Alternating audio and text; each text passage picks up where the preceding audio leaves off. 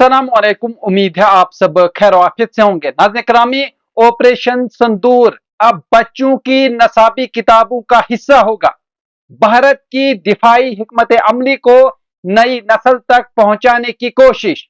आप देख रहे हैं मेरे यूट्यूब चैनल और मैं हूं आपके साथ मोहम्मद बाबर। भारतीय हुकूमत ने एक अहम और तारीखी फैसला किया है, जिसके तहत दहशतगर्दी के खिलाफ की गई बड़ी फौजी कार्रवाई यानी ऑपरेशन संदूर को कौमी नसाब में शामिल किया जा रहा है।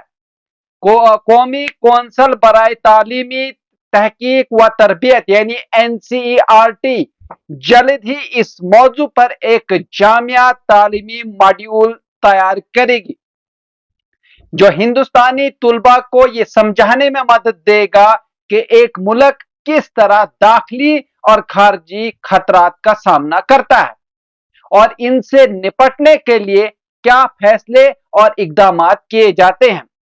क्या है ऑपरेशन संदूर? कहीं ना कहीं बहुत बड़ा सवाल है। तो मैं आपको बता दूं, ऑपरेशन संदूर भारत की जानिब से पहलगाम हमले के बाद की जाने वाली एक मरबूत फौजी कार्रवाई थी, जिसमें 26 मासूम शहरी अपनी जानों से हाथ धो बैठे थे। हमलावरों का ताल्लुक मुबैना तौर पर पाकिस्तान में मौजूद दहशतगर्द तंजीमों से था। इस हमले के बाद भारत ने न सिर्फ फौजी सतह पर फौरी रद्द-ए-अमल दिया, बल्कि सफारती, सियासी और बैनुल-अक़वामी सतह पर भी मजबूत मौक़िफ़ इख्तियार किया। इस तनाजुर में ऑपरेशन संदूर का आगाज हुआ, जिसका मकसद लाइन ऑफ कंट्रोल के पार और पाकिस्तान के अंदर मौजूद दहशतगर्दी के मराकिज को निशाना बनाना था।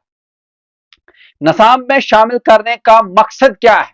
तो मैं आपको बता दूं, NCERT के इस फैसले के पीछे बुनियादी सोच यह है कि नई नस्ल को सिर्फ तारीख के एदाद शुमार ही न पढ़ाए जाएं, बल्कि वो ये भी सीखें कि एक मुल्क किस तरह दहशतगर्दी के खिलाफ जंग लड़ता है, अपने शहरियों की हिफाजत करता है और कौमी सालमियत को मुकद्दम रखता है।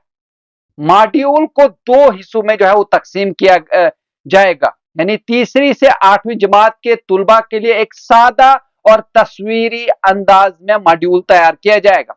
वहीं 9वीं से 12वीं जमात के तुलबा के लिए तजर्बाती और तफसीली खाका वो बनाया जाएगा। यह मॉड्यूल 8 से 10 सफ़हात पर मुश्तमिल होगा, जिसमें कुछ अहम मौज़ूआत वो उजागर किए जाएंगे, यानी पहलगाम हमले की तफसीलात, वहीं फौज की तैयारी और फैसला साजी, वहीं हुकूमत हिंद का सफारती रद्द-ए-अमल, दहशतगर्दी के खिलाफ बैनुल-अक़वामी सतह पर भारत की क्या कोशिशें, वहीं अवामी सलामती, मीडिया की जिम्मेदारी और बैनुल-अक़वामी हम आहंगी, इस तरह के मौज़ूआत उनमें शामिल किए जाएंगे।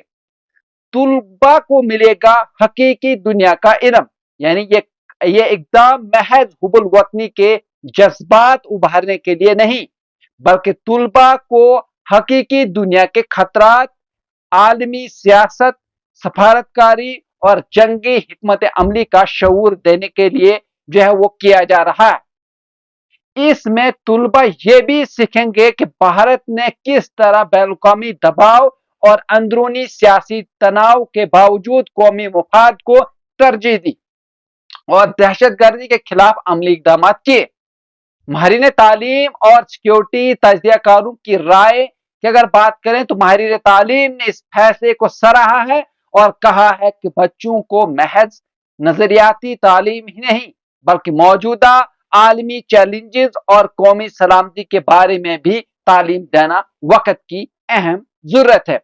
वहीं दिफाई तज्ज़ियाकारों का कहना है कि भारत को अब ऐसे शहरी दरकार है जो सिर्फ वोट डालने वाले नहीं, बल्कि समझदार, बाशऊर और कौमी मुफाद को पहचानने वाले हों।